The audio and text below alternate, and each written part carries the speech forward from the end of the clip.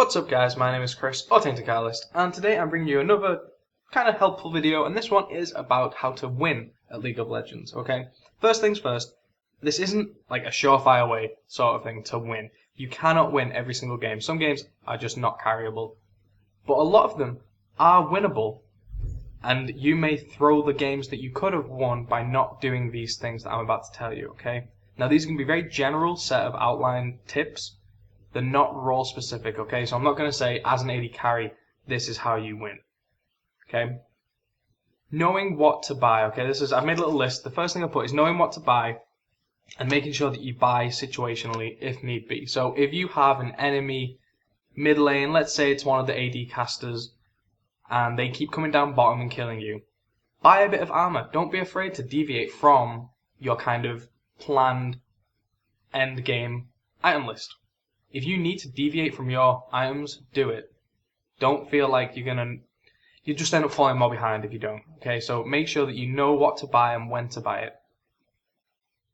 As well as buying items correctly, make sure you buy wards. Every single character and every single player in the game should buy wards, okay? There's no exceptions.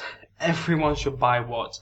The only thing I would say is early game, during the laning phase, AD carries should focus on saving up for their damage, because they should have supports that are warding for them. But if you are the AD carry and your support isn't warding, buy wards. Don't be like moaning about the support not buying wards. Or if the support says to you, hey, I really want to buy my Philosopher's Stone or the Shirelles, but then I won't have any money for wards, can you get some and you're the AD carry? Yes, you should get some, because if you don't, it could just be horrible for you. If you get ganked, that could put you behind so much further than just spending 75 gold, okay? Buy wards. And then late game, so that's the only exception, is the early game, when it's the laning phase and you've still got your support with you at all times. AD carry, I would kind of give an exception there. But late game, even the AD carry should be buying wards. Everyone should buy wards. When you can afford them and when you can fit them in your inventory, you should get them. Because seriously, hands down, wards win games. They can be the deciding factor.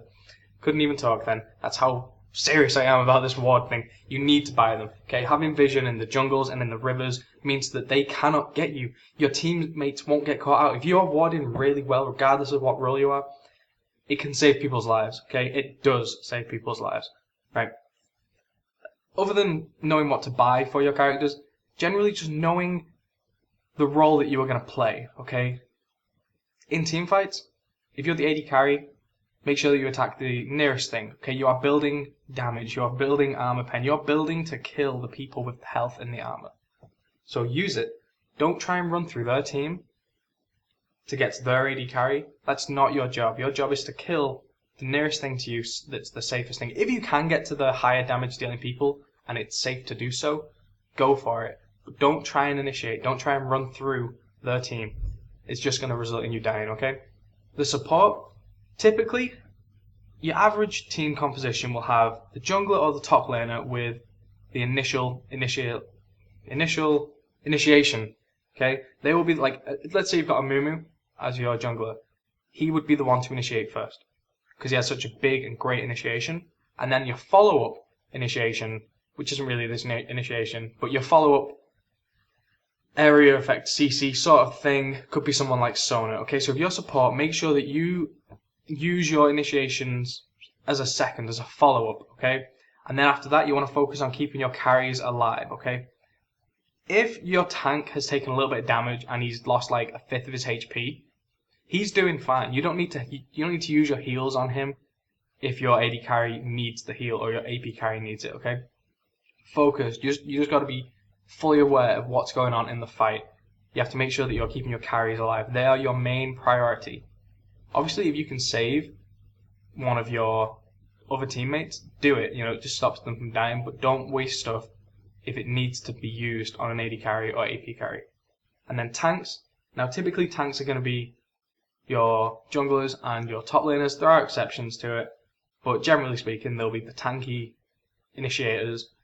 They need to protect the carries, okay? That's their job. Don't be the person that's like, well, I'm going to go try and get all the kills. If you're playing as Olaf, you know, you can go in, try and get their AD carry, but if you can't do it without dying, don't do it. I know that you can't be slowed and stuff, but if they've got the damage to kill you, You're just throwing your life away. Then they're going to push through and they're going to kill your AD carry. So know your position in that, okay? Think before you act. So for example, if you're Katarina as your AP mid, don't be the person to initiate. That's just not going to work. If they've got 5, don't jump in all of them and ultimate. That's completely pointless. Know what your position is in this team fight. If you're Katarina, you are the cleanup crew, okay? Wait for them to use their CCs. If they burn all of their CCs and they're like pretty close together, yeah, blink into them and ultimate. If they have no way to stop you, you'll get that whole thing off. If you get a kill, you get your resets. You just keep doing it, okay? So don't initiate straight into it, especially when they've got like Cho'Gath or Taric. You know, people with silences and stuns and knockbacks. Completely pointless. And yet I see people do it all the time. They play a role that shouldn't initiate, and then they are the ones to initiate. Right. This next one is a huge one. Have you ever felt like you've won your lane, like dominated even your lane, and then completely lost the game and it felt like a complete throw? And you may blame the rest of your teammates, even though they may have gone completely average across the board, and then you were above average. If you don't know what to do late game, you're going to lose the game. As in, if you don't know what objectives to go for, you're going to lose the game. Know what priorities are, okay? If you win a team fight, let's say you have a team fight and you win the team fight, unless you absolutely have to, don't recall. Get something more from it, okay? Don't chase down their support.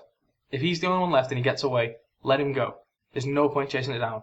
You're best off going for a tower, going for a dragon, going for a Baron if that's up, an inhibitor. If you can start pushing towards the Nexus and getting rid of Nexus towers, do that, okay? And then also, as well as that, knowing when to retreat from those things. So if you get a tower, an inhibitor, and everyone's up in 5 seconds, or 10 seconds, or even sometimes 15 seconds, back off, go recall, because all you're doing is either letting them catch up by killing you, or they're going to push you away. Yeah, you escape, but then when you go recall to get your health back and buy new items, they're doing Baron. Okay, so you've got to know what the priorities are here. So make sure that you are doing things correctly. Right, so like I said, don't chase them. At the very least, at the absolute very least, try and steal some of their jungle. Okay, take their blue buff, take their red buff. These things will set them behind just slightly, and it will. But you gotta look at it this way: it sets one of them behind, and then also puts one of you ahead. So if your AP carry doesn't have blue and yours has been stolen or it's ran out, but theirs is up, you take that. Their AP carry no longer has the cooldowns and the mana regen, whereas yours does. Okay, so it swings both ways. You get an advantage and they get a disadvantage. As with everything in League of Legends, it's situational, as well as the items, you know, what your position is in the team fight.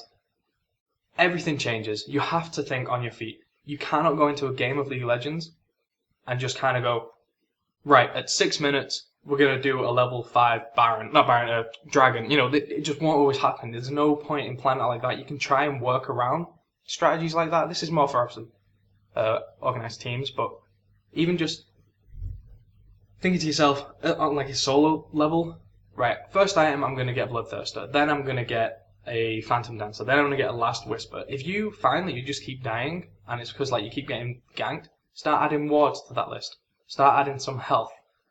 Maybe, you know, just defenses. Maybe get your boots quicker if you need boots. Like if you're thinking, oh, I'm going to get boots after I get the Phantom Dancer or whatever, do it earlier. You know, you can do these things. Change your mind on things. Make sure you figure out what needs to be done and when it needs to be done.